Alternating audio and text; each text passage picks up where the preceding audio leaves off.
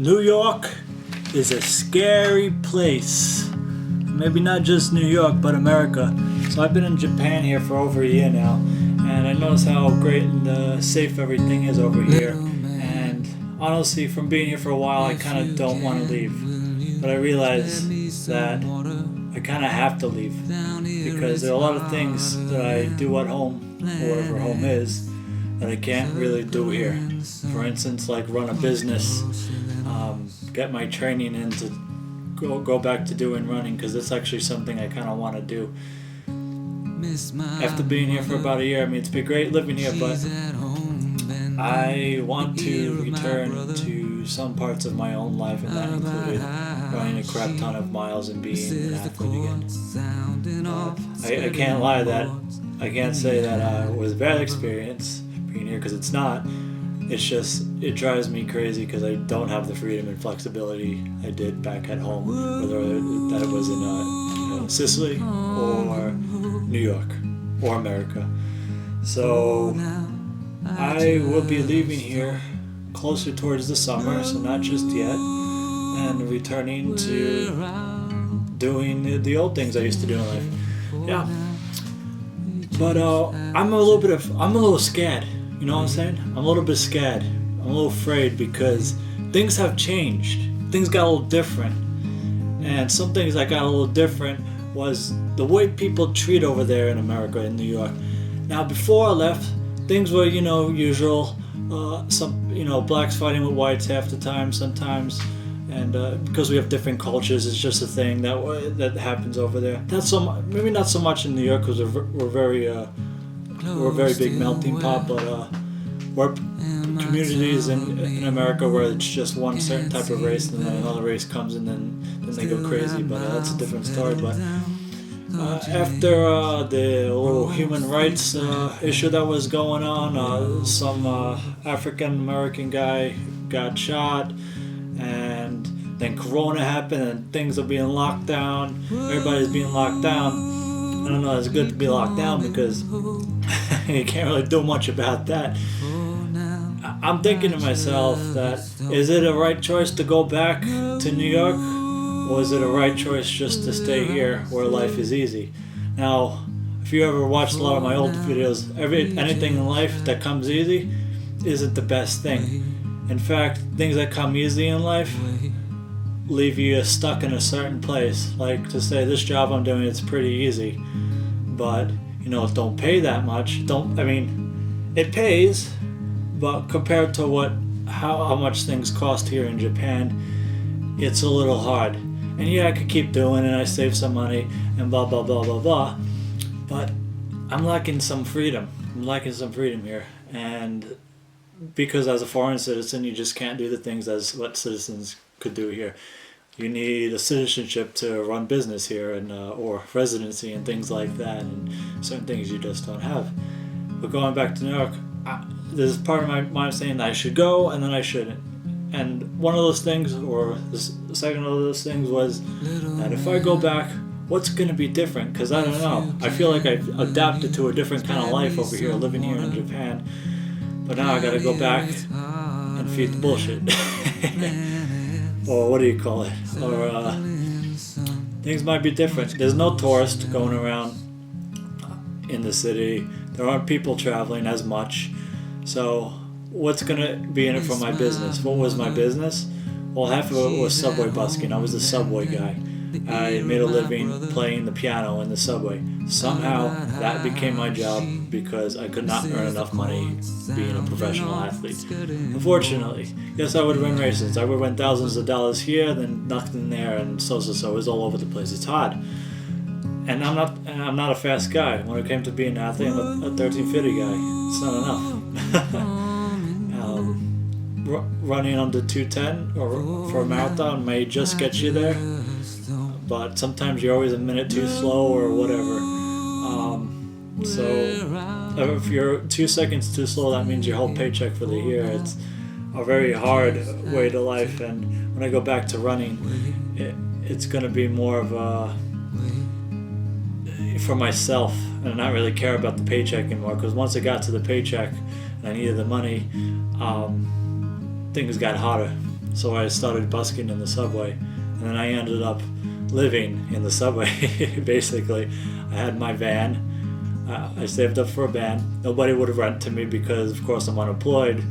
You got no so-called income, but I was making a lot of money in the subway, so I stayed in my van for the most part by the Astoria Park. But now going into 2021, can I still do that? Can I go back and do that? So, and that's not exactly the plan, because I know that there are a lot of other opportunities to do. I trade stock. That's what I do as on the side right now, and it's what I'll be applying for when I go back to New York. Working for a day trading company, so that's the plan when I get back. So that's the main source of income. Second source, if I can't do my subway busking, I'm kind of gonna miss it. Making $500 days, $1,000 days in cash, but things change and things get worse, things get better. You kind of have to just flow with the trend.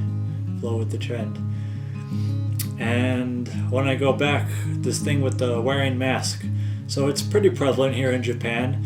You don't really have to wear it outside. You gotta wear it when you go into to stores and things like that. And when I go to the school where I work, we're wearing masks, but it's not as mandatory when you're outside. It's all right. Where I am, northern Japan, kind of a rural area. So, but when I go back to New York, is it gonna be like I'm out running just in the street, and then I get fined by an officer because I'm not wearing a mask? I don't know. I haven't talked to too many people over there about it, but I don't know. If you don't know, you don't know. You only know what you know, right? So you don't know what you don't know. Yeah. I don't know what you don't know.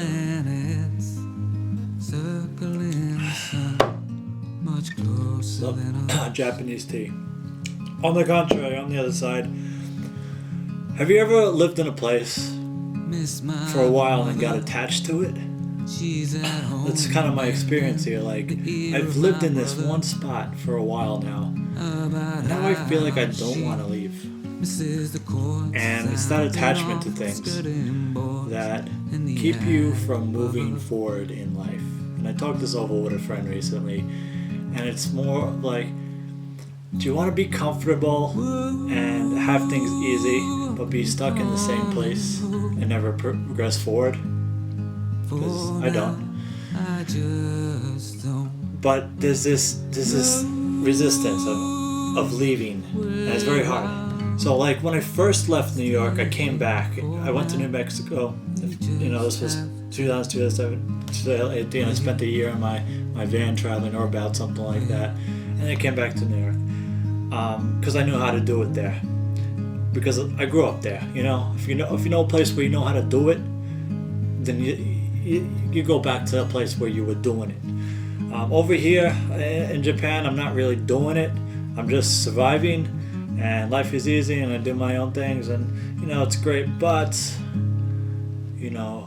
it's the future, because I'm comfortable.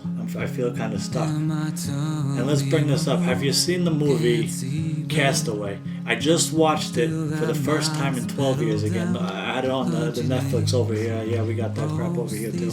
And it was what do you say? The guy has to leave. He gets on the island. He's there for 4 years, and he has to leave.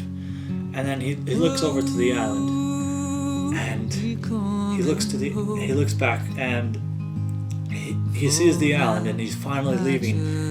And this relates to this moment in my life, because when he's on the island, he knows he has to leave.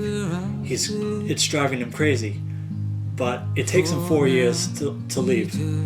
Not that it takes 4 years to build a raft. I mean, whatever raft that he built in the movie, that could have been done in a few months or whatever. But he chooses to stay there for a while. Why? Because he's attached to it. He learned how to live there. He learned how to hunt and fish, and he learned how to live on the island. And then leaving was the hardest thing. And he gets that moment in the movie. He's finally left the island. He looks back, and then the sad music comes on. And it's this whole realization that if he would have stayed on the island, he would have been comfortable. He would have been all right because he was surviving and doing good. but nobody will ever see him again, and he would not be able to continue on with his life. People would think he just died there. Nobody knows that he's alive until he reaches back home. And it's this choice that he makes, and he goes. And then he's in the water.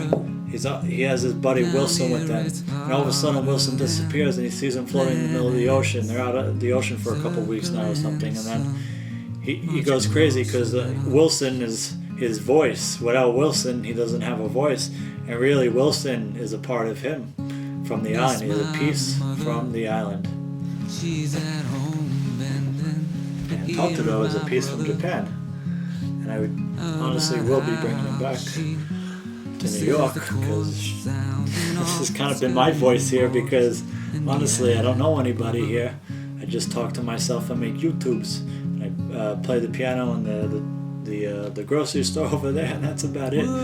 So all of a sudden Wilson is in the ocean, and he jumps out, and then he's stuck between his raft in the ocean and Wilson, and he realizes he has to swim away from his raft to get Wilson, but risk not getting back on the raft. If he doesn't have the raft, he will die.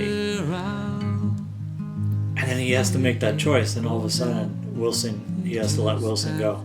And Wilson, speaking as his voice himself on the island, he has to let go of that last part of the island. And then he gets on the raft, and eventually a ship picks him up, and he makes it back home and continues with his life. Moral of this story, moral of this chat is,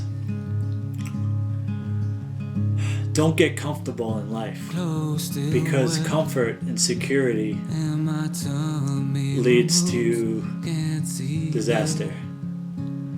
Being for my runners out there, being comfortable in your training leaves you in the same place. When it's time to run hard, you run hard. And when it's time to go easy, you go easy. But you always have to challenge yourself. Being an athlete was that thing that was the only thing where I could challenge myself so very hard.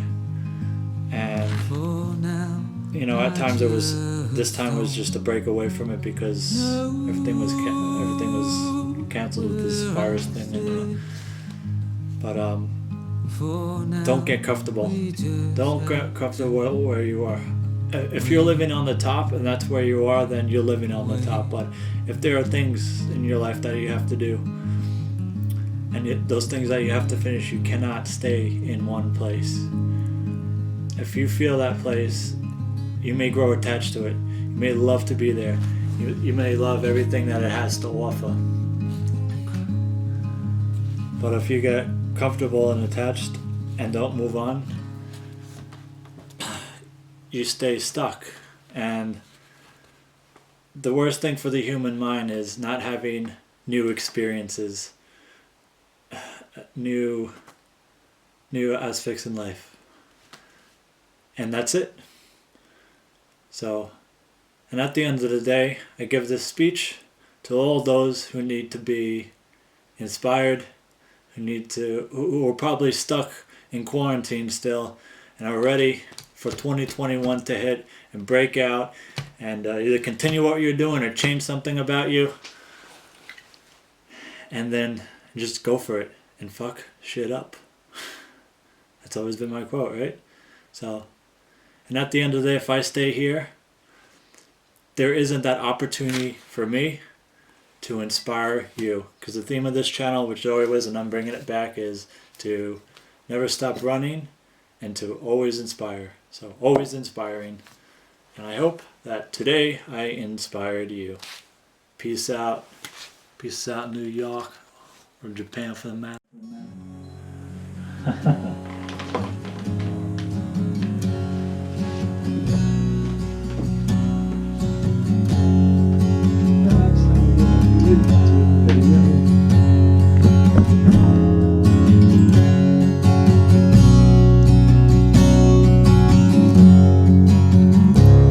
Yes, life, it's a bowling ball, it's got holes, but it still rolls on, understand. that we get knocked down just to get back up again. Yes, we're old. Yes, we're all same. Yes, we're all. We're all.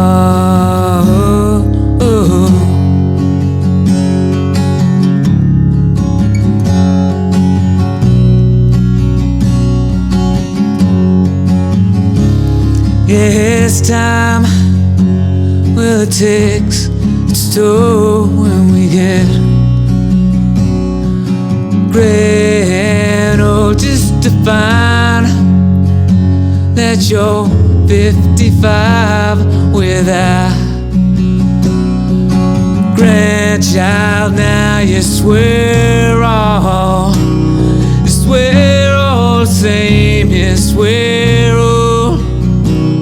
Yes, we're all same. Yes, we're all. Yes, we're all same. Yes, we're